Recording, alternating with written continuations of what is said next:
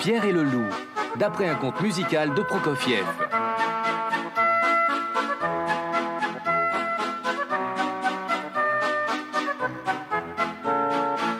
Il était une fois, dans un pays appelé Russie, un petit garçon qui répondait au nom de Pierre.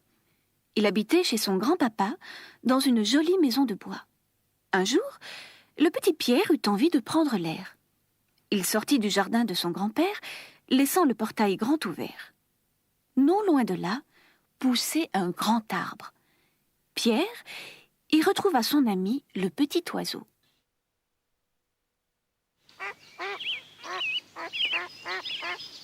Comme la clôture était ouverte, le canard en profita pour sortir lui aussi et aller faire un plongeon dans la mare. Le petit oiseau vint se poser sur la rive et commença à se moquer de lui. « Toujours je te vois nager, canard, lui dit-il, ou bien encore marcher. Mais quel genre d'oiseau es-tu si tu ne peux voler ? Et toi, quel genre d'oiseau es-tu si tu ne peux nager ? Lui répondit le canard. Et ils continuèrent à se chamailler, chacun voulant avoir le dernier mot. Non loin de là, se promenait le chat. Tout doucement, silencieusement, il se glissait entre les hautes herbes. Oh, quel beau ramage, quel joli gazouillement, se dit-il en entendant le petit oiseau. Voilà qui fera, à mon avis, un délicieux déjeuner. Il s'approchait de plus en plus près. « Attention !» cria Pierre. L'oiseau eut tout juste le temps de se percher sur une branche. Le canard, resté au milieu de la mare, lançait au chat de grands coins courroucés. Le chat regardait le petit oiseau en se demandant « Cela vaut-il la peine que je me fatigue à grimper dans l'arbre pour attraper ce satané volatile ?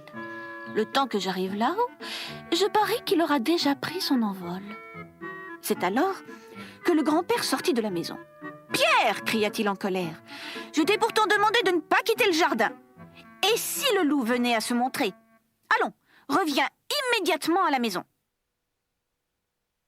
Pierre trouvait qu'il était bien assez grand pour aller s'amuser où il voulait, et il n'avait plus peur des loups depuis longtemps. Mais son grand-père le prit vivement par la main et l'entraîna vers la maison, après avoir soigneusement refermé la clôture du jardin.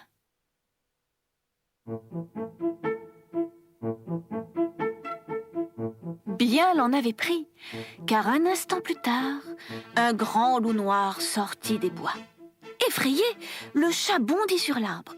Mais le pauvre canard s'élança bien imprudemment hors de la mare en caquetant.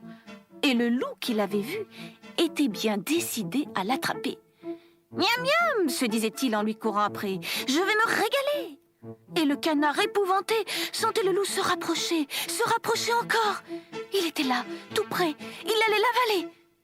Et il n'en fit qu'une bouchée. Après ce petit hors-d'œuvre, le loup avait encore faim. Il fit quelques pas et se mit à rôder autour de l'arbre.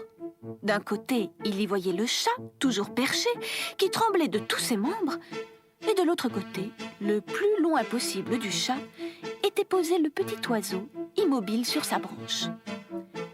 À travers la clôture du jardin, Pierre observait attentivement la scène.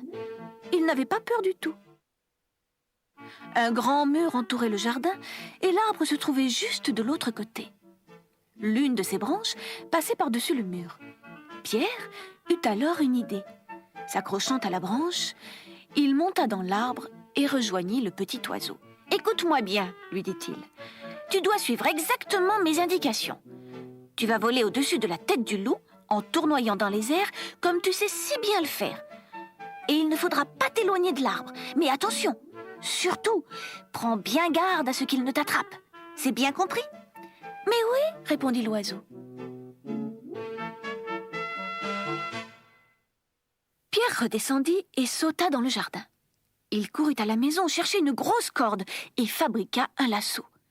Pendant ce temps, le petit oiseau voltait juste au-dessus des crocs menaçants. Comme il énervait le loup, et comme le loup avait envie de le manger. Pierre, remonté dans l'arbre, fit tournoyer son lasso au-dessus de sa tête, visa la gueule du loup et le lança le plus adroitement qu'il put. Et comme par magie, le nœud coulant se glissa du premier coup autour du cou de l'animal.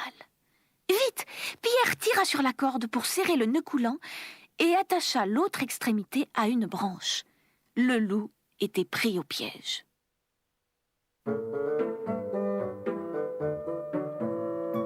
À ce moment, Pierre vit arriver 3 chasseurs qui sortaient de la forêt sur la piste du loup. Cela faisait des jours et des jours qu'ils suivaient la trace de la bête. « Ne tirez pas !» leur cria-t-il. « J'ai déjà attrapé le loup. Maintenant, aidez-moi plutôt à l'emmener au zoo. » Et l'on vit ainsi défiler, parcourant fièrement le chemin qui menait au jardin zoologique de la grande ville voisine, le petit Pierre, suivi des 3 chasseurs. Derrière eux marchait le grand-père, accompagné du chat. Au-dessus de leur tête, l'oiseau sifflotait joyeusement une mélodie qui disait « Vous avez vu? Vous avez vu? Pierre et moi, nous l'avons eu !» Quant au grand-père, il faisait la moue et bougonnait dans sa barbe. Tout cela est bien beau, mais si Pierre n'avait pas réussi à attraper le loup, qui sait ce qui serait arrivé? Et en tendant l'oreille, on pouvait aussi entendre une petite voix étouffée qui disait « Sortez-moi de là! Sortez-moi de là !» Et c'était, tout au fond du ventre du loup, le canard qui cancanait en gesticulant. Car le loup était si pressé qu'il l'avait avalé tout vivant. Heureusement, une fois arrivé au zoo, on parvint à faire rendre gorge au loup et à sauver d'une mort affreuse le malheureux petit canard.